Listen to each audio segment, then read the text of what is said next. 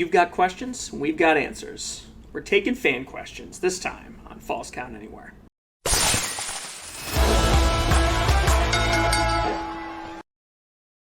Welcome back to another edition of Falls Count Anywhere, and we're trying something new again this week. We've been getting a lot of questions from fans, from friends, from family, on the different topics we've been talking about the last few weeks. We did women's wrestling, we did lucha libre, we did straight edge society. So now we're going to answer fan questions for you. This should be pretty interesting. You haven't heard these questions yet. I've been looking through them, and This is they're fresh. they're pretty creative. So I'm a little nervous. I'm not exactly sure. When did you stop beating your wife, Mr. Bodette? oh boy, no, none of that. So we'll start right out here. First one I've got, which I've gotten around over the years from non-wrestling fans all the time, but this one came in from KLR8486. This one is, what is the ring made of? I've heard it's just a big trampoline. You want to answer that one? No, you got it. I'm asking, you answer. So I've put together and torn down more than one ring in my day. Each ring's a little bit different. You find that as you go up in quality, you also go up in complexity as well. But typically speaking, a ring is some type of metal fabricated frame, usually steel, that makes up the outside of the frame, and as well as the four posts. And then you typically have some long planks or boards, 1x6s, 2x6s would be pretty stiff with no cross supports. Something with a little give in them. It's something with a lot of give. I mean, the closer to the center you get, the more give that you have. And then typically on top of that, there's some type of thin mat padding, very thin, 1 inch or less typically. Mm-hmm. Foam or something like that. And then usually the canvas gets stretched over the top. There's 1,000 different variations. There's 1,000 different little, barriers you can put in between and things like that. But at its most basic level, that's what the basics of a ring is. As a matter of fact, I have been working in rings before where typically larger guys have put their legs through. They've stepped through, or they've taken a hard bump on their knee or something, or you can hear a board break when one of them hits. So very legitimate. You got to pull the ring apart and replace that board. The turnbuckles are legitimate metal turnbuckles that you hook them into, and you got to turn them and To tighten up the ropes. Tighten up the ropes. Yep.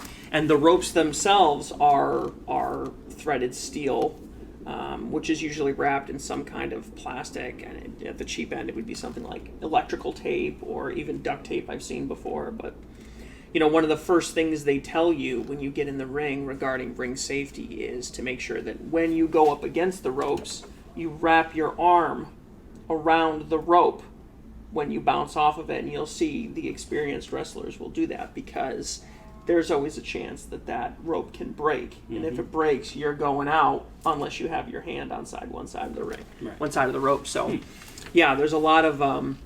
I haven't witnessed that before. I imagine they're pretty tight. I imagine if one of those breaks, somebody's getting really hurt. It's happened. It's happened. Yeah, it's. So in short, not a big trampoline. Not a big trampoline at all. But if you get a big guy in the middle on a plank, I mean, you can get some serious flexion. And the noise is legitimate. I mean, you think about wood planks, especially in a large open space, they're going to really reverberate and get a really cool sound. All right, this one comes from DMD Goat 2020. How is a typical match laid out? Well, that depends on the kind of match that you want to have. A good match tells a story, even if it's a really short one. It might tell the story of, hey, this guy's really tough and he can destroy anybody in his path. We typically call those Squashes. Or doing a job, right? Go back to our lingo episode. Yeah, go back to the lingo episode. Or it might tell a very long, drawn-out, complex story. I'm thinking of Randy Savage versus Steamboat, WrestleMania 3, right? Very complex, very intricate, with 1,000 different spots and moves and everything involved in it. But it can tell almost any story that you want it to tell. But I would say, typically speaking, in a match, you'll see some going back and forth. You might see like taunting of the crowd or trying to get the crowd into it. Then you'll see them finally, they'll do some kind of a lockup, usually a collar elbow lockup in the center of the ring, and then the story starts from there, right? The strong guy pushes the other guy back or whatever. They'll run the universal, which is when you see him go over the ropes, lay down, jumps over, and then he leapfrogs, and then there's usually some kind of a body slam or a kick or something like that. And usually the heel will take over with the face, usually having a comeback midway through to kind of build tension. And then the ending is whatever the ending is, right? I mean, the heel might cheat to win, or the good guy might get over, or whatever it happens to be. But Yeah, term you don't hear much nowadays that you used to hear all the time, ring psychology. yeah, Most basic storytelling is good versus evil, good guy versus bad guy. The match, like you said, the match gets laid out, the bad guy takes control, the heel keeps getting beat down, the crowd is, or the babyface, gets beat down, the crowd's getting behind the babyface, building him up, building him up, building him up. You're building those hope spots. Finally, the babyface hulks up, as it were, like Hogan used to, and wins the match, and the crowd is loving it. Most basic storytelling there is for wrestling. yeah. And I think if you can really tell a good and a great wrestler by their ability to respond in real time to the crowd, right? There's all kinds of different things that can happen in real time, but if a crowd likes something, giving them more of it in the moment. If the crowd doesn't like something, giving less of it, no matter what the spots were, or changing the story on the fly. I mean, that's really where you separate kind of the men from the boys, as it were. But yeah, you'll almost never see the same story twice. Each story in the ring is unique in and of itself. Right. All right. Here's one from MK Wed 2024. Why don't wrestlers ever sneeze in the ring? Adrenaline, man. Your nose just shuts off when you have adrenaline. I mean, I don't know, dude. Same They way you can't sneeze. smell BO in there, right? I mean, yeah. I mean, they. I'm sure they do sneeze. I know the announcers do because they've got a cough button. Yep. Turn their sound off. But that is funny that you point out that they don't ever sneeze, because now that I think about it, they don't ever see sneeze. it on TV. But I can't imagine why that would be. I would imagine that they're inside in a well-ventilated environment. I'll bet you if you go to some backyard ring, pollen's in the air, it's maybe April, May time frame. I'll bet you maybe go to one of the outdoor death matches and you won't notice the sneezing that's going on. Everybody could have sneezing fits and you wouldn't notice what was going on. That would be interesting. Go back to watch some of the stuff from like the 50s, 60s, 70s when they could still smoke in buildings. Some of those arenas. Oh, would you be can see the filled with haze. smoke. Yeah. It's just haze. I mean, you can, yeah. That would be interesting. Yeah. All right. Lee 36. What's it take to get into the wrestling business? The willingness to do it, primarily. You know, it used to be that you kind of had to be in. You had to be one of the families. You had to be a heart. Right. You had to be... Or you had to know somebody who was in. Yeah. You had to be close to it. You had to mafia-esque. You had to live close to one of the epicenters of wrestling in the region. You know what I mean? Mm-hmm. If you lived in southern Florida, it would be really hard for you to get access to that kind of training. Or if you lived in the rural Northeast. But, you know, these days it's gotten a lot more popular. There's a lot more schools out there. I'm sure 90+% of the American population lives within an hour of a wrestling school, or multiple wrestling schools. You know, the internet obviously has made it a lot easier. I think the one thing that I think anybody can get involved into wrestling. Obviously, you and I could get involved in wrestling even without a ring. Like, the basics of chain wrestling aren't practiced inside of a ring. They're practiced on a mat. So really any gymnasium you could go to, you could practice the fundamentals of wrestling. If you want to get in an actual ring, yeah, you're probably going to have to find a school or buy a ring yourself for a couple of grand, I think they go for these days. That's not bad. Have the space to set it up. You could build one for your own. Mm-hmm. There are schematics online, and you could create one, design and create one for probably $500 if you wanted to. But I think... idea for a future episode. build your own ring. I think the most important thing to remember is that obviously safety is wholly and entirely paramount. I mean, there's no two ways Oh, yeah. about it. But if you want to get into it, I mean, think about Matt and Nick Jackson. They didn't come from some big, the Young Bucks. They didn't come from some big wrestling family or anything like that. Their family just put Built together a ring. Yeah, a backyard ring, a backyard wrestling ring, and they chased the dream from the time they were whatever 12 or 13 on, and it was a pastime that turned into a passion, which turned into a profession, right? So, I think anybody can get into it. You just have to show a passion, and you have to show a willingness to be safe about it. That's really the biggest thing. Because if you're not safe with yourself and with those around you, your wrestling career will last all of 10 seconds, Right. and maybe your life too.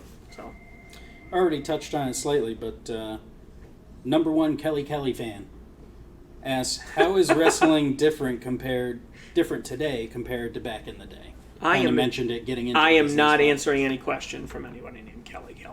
Okay, I'm not doing that. You tell me. I want to know what you think about that. How's it Well, different? we hear, major fans like us have always heard the stories about wrestlers. The Undertaker tells a story about how he went to a famous wrestler in his area in Texas or He is an whatever. indie. He's a regional guy. Showed up at his house and paid him $10,000 or whatever it was to be trained. And the guy, whoever it was, just beat the snot out of the 6 or 8 kids that were there, including Taker, and then disappeared for months on end. Just took their money and ran. So back in the day, like you said earlier, it was much more difficult to get into the business. You had to know somebody, you had to be related to somebody. Again, going back to our Lucha Libre episode, families were all about, it was a very family business. The juniors, the nephews, the cousins, they would Yep. all be involved. That's as far as getting into the business. As far as the product itself, we go back to the 50s, 60s, 70s, much more legitimate, much more Kayfabe. protected. Yep. Yeah, kayfabe. Wrestlers would go to any length to make people believe they were legitimately real. Yeah, and in our Lucha episode, you talked about probably the most famous luchador being buried in El his Santo. mask. Yep, El Santo being buried in his mask. Yeah. Literally taking the secret of his identity to the grave with Yep. him. A 40-plus year career, and nobody knew what he looked like until the very end.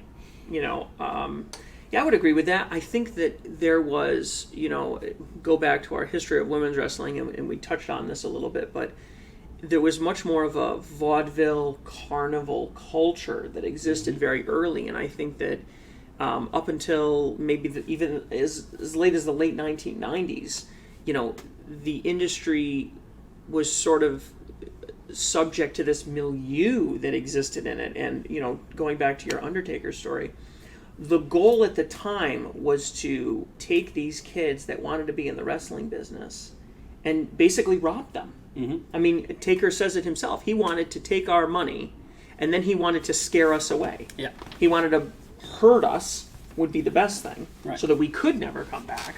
And if he couldn't hurt you, what he wanted to do was beat you up to the point that you didn't want to come back. You'd rather lose the $2,000 or whatever it was. That And you'd then the invested. few that stuck around were the ones that actually went on to Yeah. become wrestlers. So there was a sense of that you still kind of see a little bit of that today in some of the more independent, more rural type promotions. There's this tough guy culture that exists of like, yeah, you can't make it, kid, and people tend to not be very protected in that sense. But it is changing today. It's much more of a it's almost like a performance skill that is being developed the same way that you would go to a school to learn how to sing or dance. You go to Juilliard to study music or something like that. The WWE has a performance center that you would go, you would try out for, you would, they'd put you through to make sure you got the basics, and then they'd find the best candidates that they could, and for a cost, they would develop you.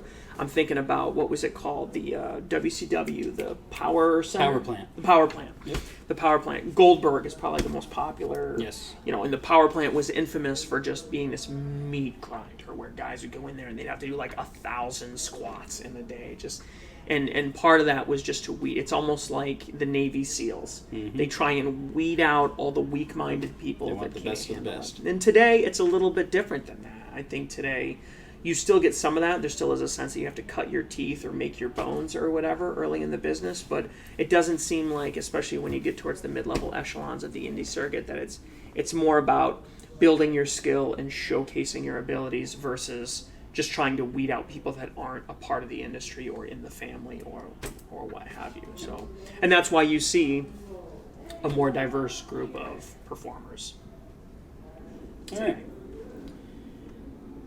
Sammy G. DeMann. What is the typical day of a wrestler? Oh God, I don't know. Every wrestler is going to be different based off your popularity. Let's say you're an indie wrestler.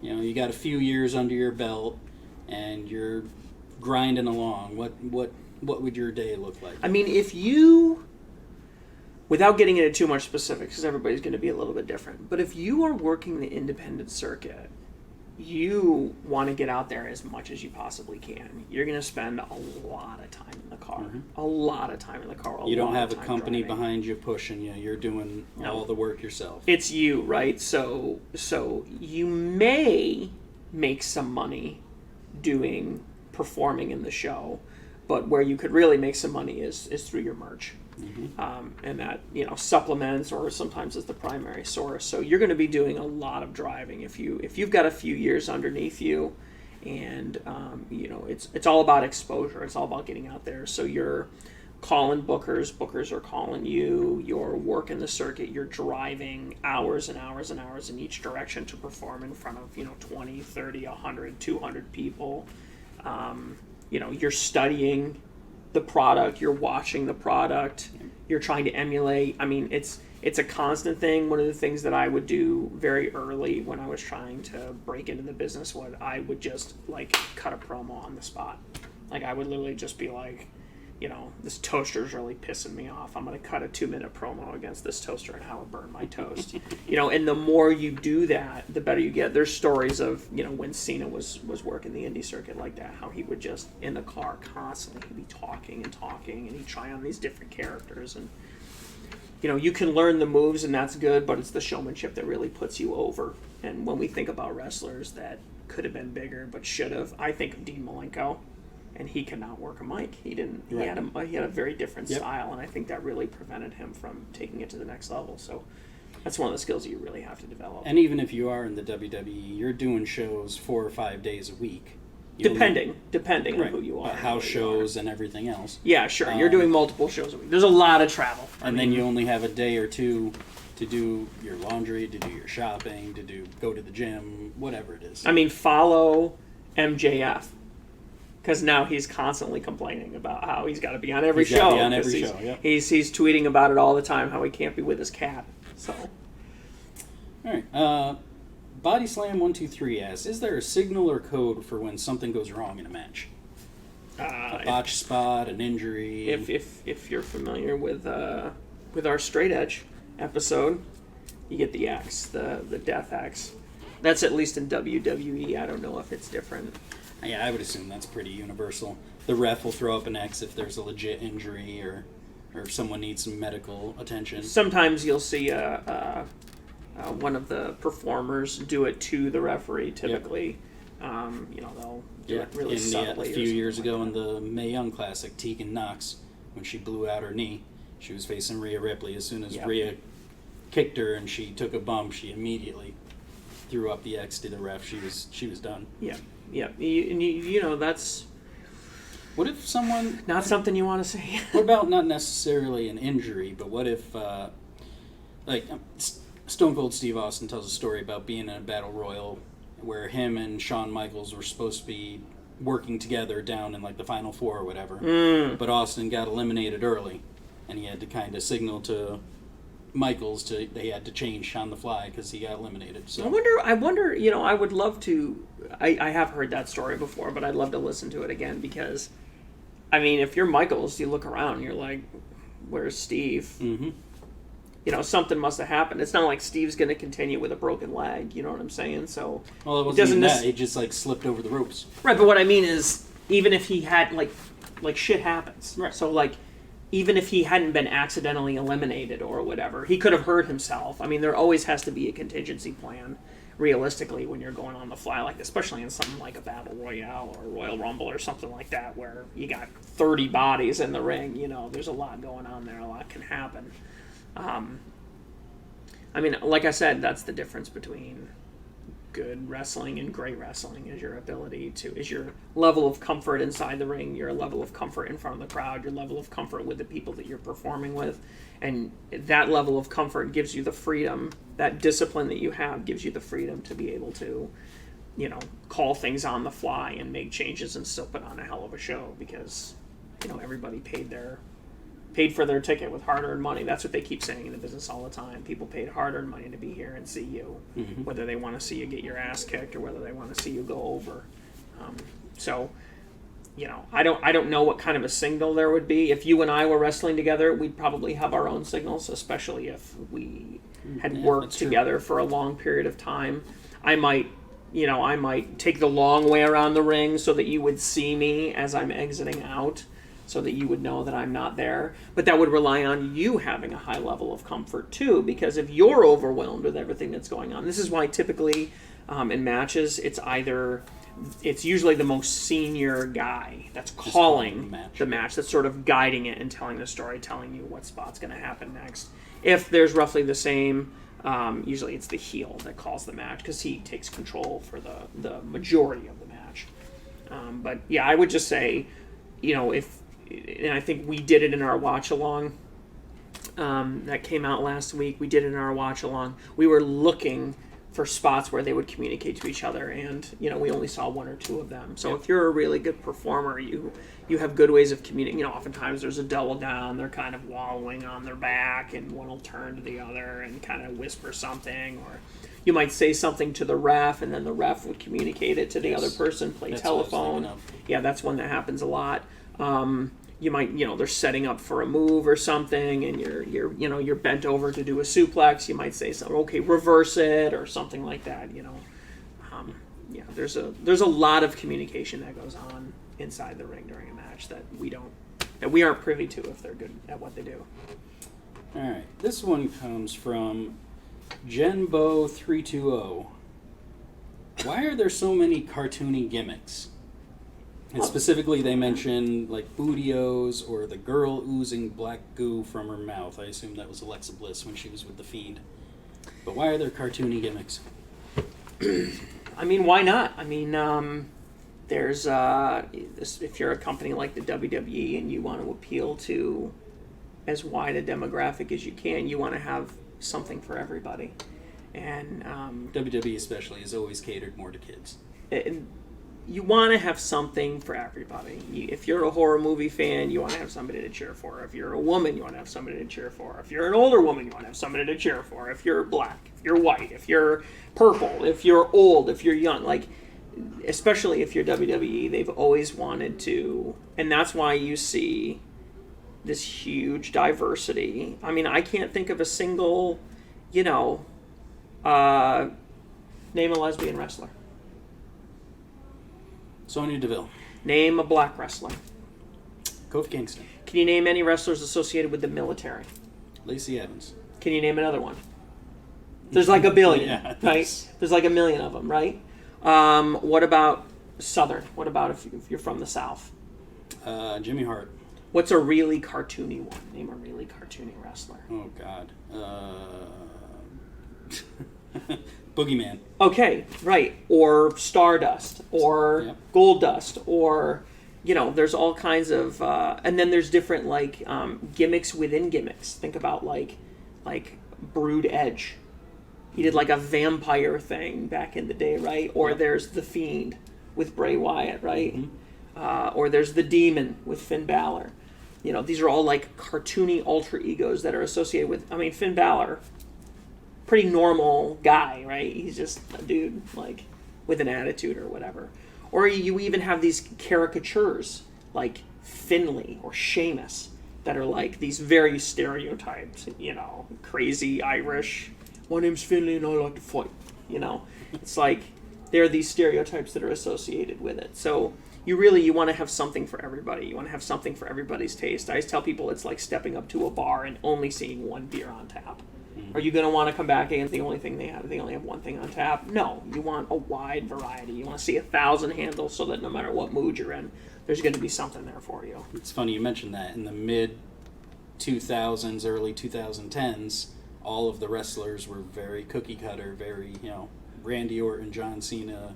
They were all very, very similar and being trained the same way, and that was when they were at their least popular.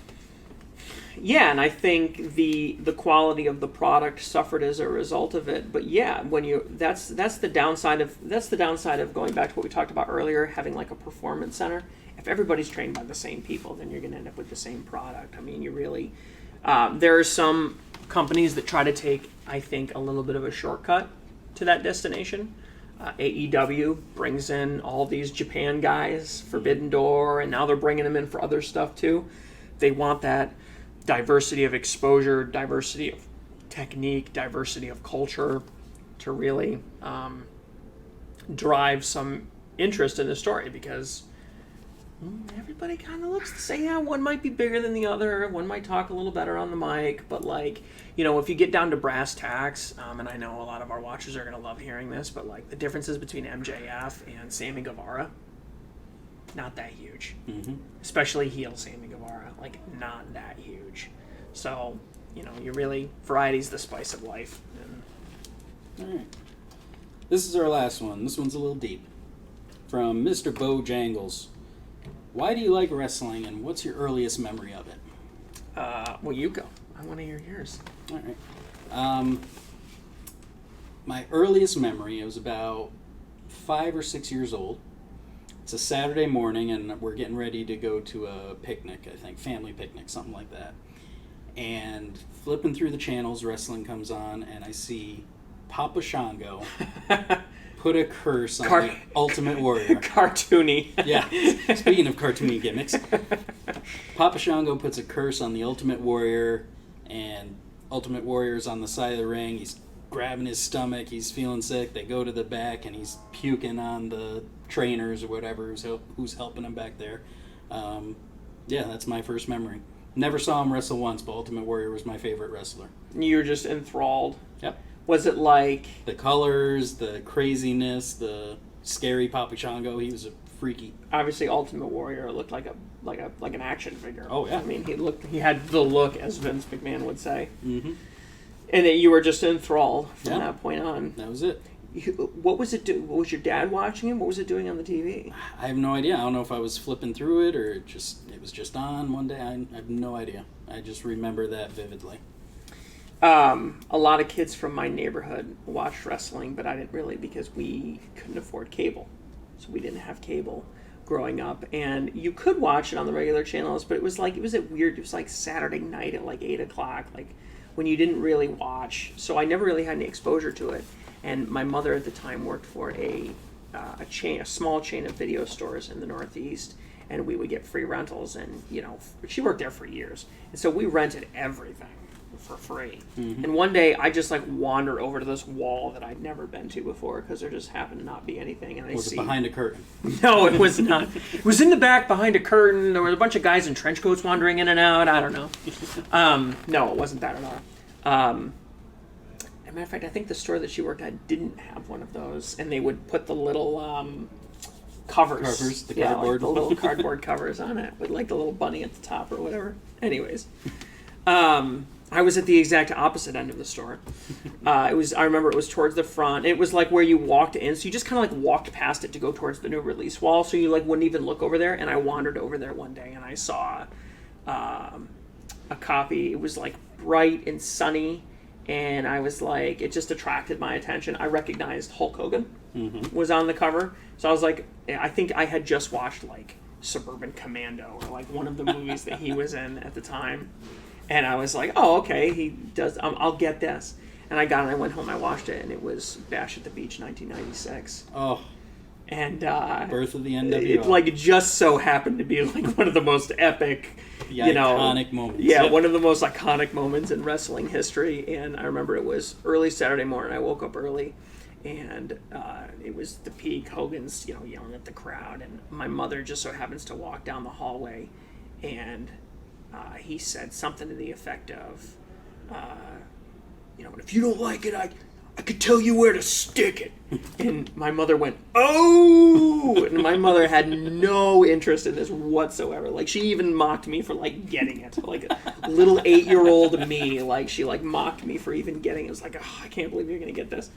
But even she was like, oh, and then people were throwing trash in the ring. Yes. And I was They were like, pissed. what is this? And I started talking to my friends about it, and they were like, dude, you can watch it on Monday night, you can watch it on Wednesday, you watch it on Saturday night, like, it's on all. And I was like, oh my God. And then I just started Halloween Havoc 88. Like, I just started ripping through the entire thing, and I started going over to my friend's house on the weekends to watch it. And before you know it, my friend was Scott Steiner, and I was Rick Steiner, and we were doing moves off his mom's Mercury in his front yard into a pile of leaves. And Nice.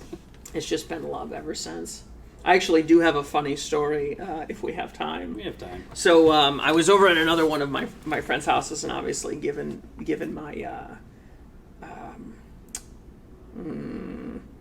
my creation story, as it were, my origin story with wrestling, I was a big WCW guy, of course, Sure. from the beginning. But I knew of WWF, and I thought there was some interesting things going on with, like, Kane and The Undertaker. Yeah. My first live show was a WWF show. Saw Undertaker in the blue cage, in the old blue cage, which was That's pretty awesome. cool. Yep, we got crazy good. So good I couldn't appreciate it. Like, Right. when you're 9, you can't appreciate how good these tickets are. Anyways, I was over at my friend's house, and he was big Shawn Michaels fan. I'm just a sexy boy, and he'd do the sweet chin and all that stuff. And we were fooling around and wrestling in his room, and he came out of nowhere, and he, like, tried to do like a cutter, like an RKO cutter style. Yeah. Before RKO, obviously, but he tried to do like a cutter, and he like grabbed my head. Instead of going with him, I like fought against it, and so he didn't carry me as far as he was supposed to, and he smashed my head on the bedpost of his bed. Like, it came right down on my head, and I'll never forget. I think it might have knocked me out, because there's a couple seconds, 10 seconds there that I don't remember. And he thought I was selling it. He thought that, like, my arm or my shoulder hit the bedpost. And he rolled over and he looked up at me, and I looked up at him, and he starts pointing and laughing hysterically. I mean, it's the funniest thing he's ever seen in his life. He's like, come here, I gotta show you. He, like, pulls me out of his room, and he, like, pulls me into the bathroom, and he flips the light on, and he had to close the medicine cabinet mirror, and he closed the mirror, and I could see this raspberry. Literally, I watched it grow. I literally watched it grow out of my head, and I started laughing hysterically, because I thought it was the funniest thing in the world. The pain hadn't hit me yet. He's like, we gotta show my dad, come here. He drags me out into the hallway, and Dad, and he's like, you know, in the kitchen doing something, and he turns around and he sees me, and he goes, holy shit, what the hell happened? He starts losing his mind. Calling my parents, and I had to ice it, and they told me I couldn't go to sleep, which sucked. I had to stay up, you know, because I had a really bad head injury. But yeah, that was Kids, don't try this at home. that was the beginning of my wrestling career, as it were. I've settled in nicely since then, but Jeez. yeah, that's kind of sort of my wrestling origin story. So yeah, kids, don't try this at home. But I like to think that every kid that watches wrestling today has a story like that. Oh yeah. Something like that. Like, you don't watch wrestling when you're in your 30s and your 40s unless you were passionate about it when you were 10, you know? And to give some in closing, to give some props here to WWE, they know that. Yeah. They know that. And the WWE will never have a problem with an aging demographic. They might not get as many young kids as they like, but they will never have an aging issue, because they appeal to the kids. They appeal to what the kids want. And in some ways, when we're complaining about the product of wrestling that we see today, we're not so much complaining about the wrestling, we're complaining about the fans. Right. Because that's really what they aim to do. That's really what it's about. And the good news today is the market has grown big enough that, you know, there's almost something for every taste. And the internet exists, so there's a million different promotions you could go after, and it's it's a great time to be a wrestling fan if you have $10 a month. That's ultimately what it comes down to. It is. Because it's never true. been cheaper and more accessible. So, yeah. Yeah, lots of head injuries associated with my early wrestling days for sure. Really quick, I've taken 2 pedigrees in my life. The first one was perfect. The second one bit my lip. Ooh, ouch! Yeah, I was bleeding good. gotta keep your mouth closed. Yep. Well, we'll have to do that. Yeah, we're gonna have to do that. I think we're gonna have to find a ring around here and maybe bring the camera along and bring producer Steve. We'll have everybody take some kind of a move. Maybe I'll just suplex everybody and we'll call that. I'll stop with a chop. We'll call that. That's all I'm taking. All right, but it's gonna be knife edge. I'm licking my hand and I'm coming at you. That was fun. Yeah, that was good. Get on our social medias. Send us your questions. We'll do this every so often, I think. This was enjoyable. But with that, watch out for our weekly Wrestling with Business episode. Drops every Wednesday. And obviously this show will drop on Monday evening. Friday, brother. Friday. It drops on Friday. I don't know what I'm saying. I'm thinking Dynamite. We're as big as Dynamite. Well, there's a couple other things coming up, right, that we want to tease. So we are attending the AEW show Yep. next week. Oh, that is next week. Next wow. I'm Wednesday. meeting Britt Baker next week. Yes, you are doing a meet and greet with Nice. Brett. Are you meeting Mr. Cole? I didn't pay for Adam. Oh, I didn't okay. know he was going to be there till after the fact. All right, so I'm sure there'll be plenty of pictures on our social media associated with that. But the following night, Wednesday night, we're going to be at AEW Dynamite. So Yep. follow us on social media. We'll be sure to give you an accurate picture of what the attendance is like. I know that's a big deal these days. And then is it next weekend is SummerSlam? It would be the following weekend, would be so the 2 weeks. 5th. Is going to be SummerSlam in Detroit, and we're going to do a big watch along, try and get all 4 of us together. So be and sure the to Divas title will be on the line. be sure to tune in for that. Yeah, our predictions will have to be in the next week or so. So Yep. we'll see if the Divas title changes hands. So check us out. But in the meantime, you keep watching, and we'll keep wrestling with the business. See you later.